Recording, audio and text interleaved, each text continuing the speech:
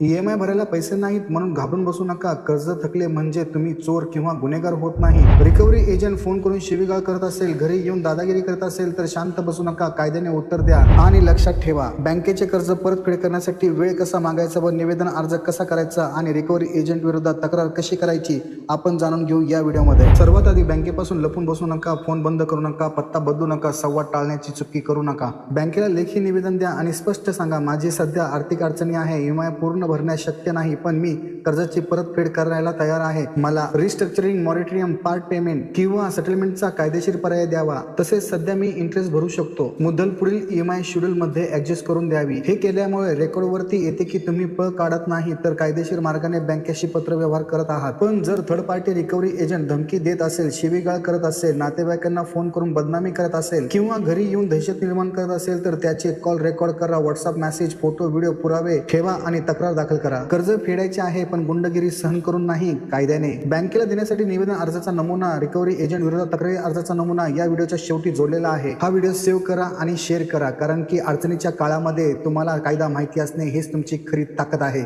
धन्यवाद.